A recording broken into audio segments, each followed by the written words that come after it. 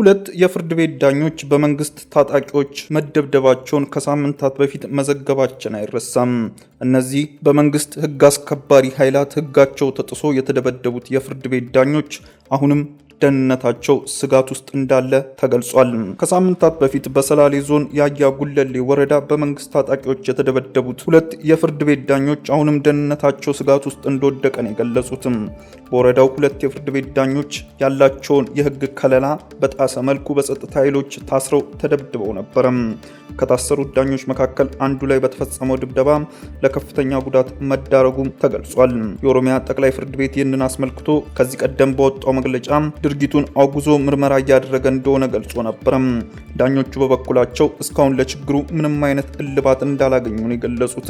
ድብደባውን የፈጸሙት የመንግስት አካላትም አሁንም በህግ ፊት እንዳልቀረቡ ነው ያስረዱት።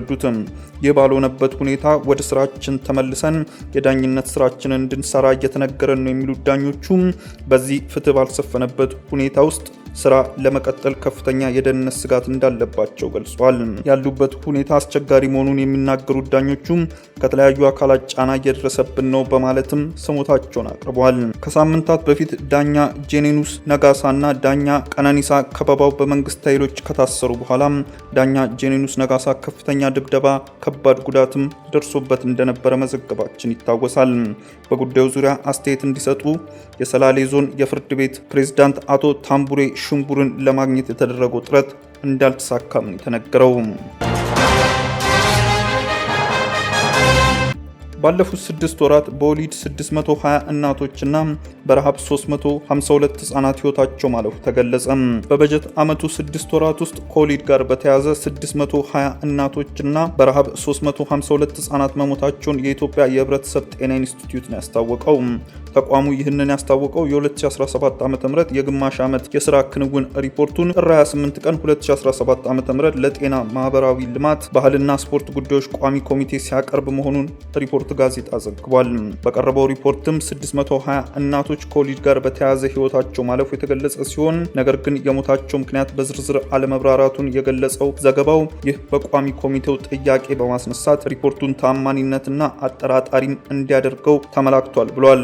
አቶ ተስፋውን ቦጋሌ የተባሉ የቋሚ ኮሚቴው አባል ከቀረበው ሪፖርት በመነሳት ጥያቄዎችን ያቀረቡ ሲሆን ከወሊድ ጋር በተያያዘ ህይወታቸውን ያጡ እናቶች የሞት ምክንያት ለምን በዝርዝር መቅረብ እንዳልቻለም ጠይቋል። በሌላ በኩል ባለፉት 6 ወራት በአገር ደረጃ ከፍተኛ የምግብ እጥረት መከሰቱን በሪፖርት የተመላከተ ሲሆን በዚህ ምክንያት 352 ህጻናት ሲሞቱ 232389 ህጻናት ደግሞ ለህመም መዳረጋቸው ተገልጿል።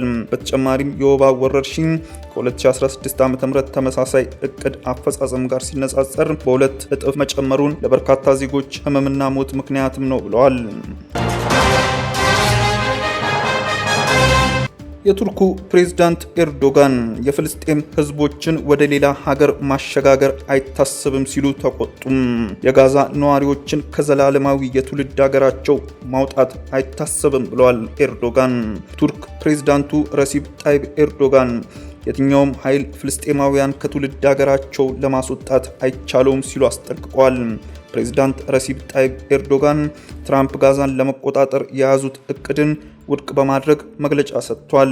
ፕሬዝዳንት ኤርዶጋን በመግለጫቸው የትኛውም አይነት ኃይል የጋዛ ነዋሪዎችን ከዘላለማዊ የትውልድ ሀገራቸው ማስወጣት አይቻላቸውም ሲሉ አረጋግጧል።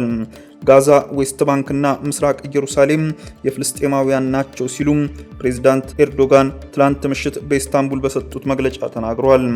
ፕሬዝዳንት ኤርዶጋን ትራምፕ ፍልስጤማውያንን ወደ ሌላ ቦታ ማዘዋወር ጋዛን ለመቆጣጠር የያዙትን እቅድ ያነሱ ሲሆን የአሜሪካ አስተዳደር በጽዮናዊ አስተዳደር ተገፍቶ ያወጣው እቅድ መሆኑንና ለውይይት የማይበቃ እርባና ቢስ ሲሉ አጣጥለውታል።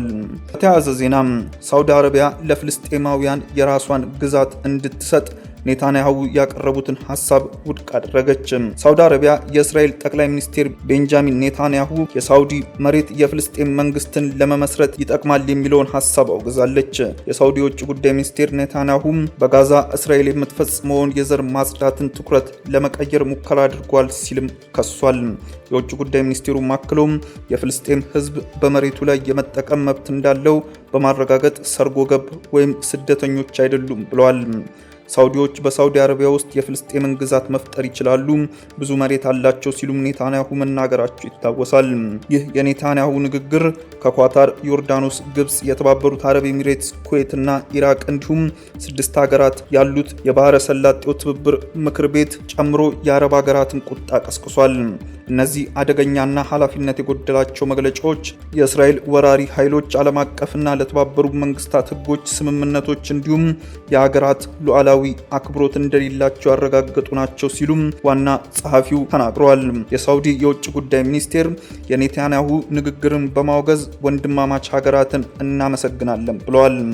በጋዛ ፍልስጤማውያን እጣ ፈንታ ላይ የሚደረጉ ውይይቶች ቀደም ሲል የዩናይትድ ስቴትስ ፕሬዝዳንት ዶናልድ ትራምፕ አሜሪካ ጋዛ እንድትቆጣጠርና የራሷን እንድትወስድ ባቀረቡት አስደንጋጭ ሐሳብ ፍልስጤማውያን ሌላ ቦታ ላይ እንዲሰፍሩ በማድረግ የፍልስጤማውያንን የዘር ማጥፋት እርምጃ ወስዷል በሚል አረብ ሀገራትና መሪዎቻቸው ዘንድ ቁጣን ቀስቅሶ እንደነበረ መዘገባችን ይታወሳል።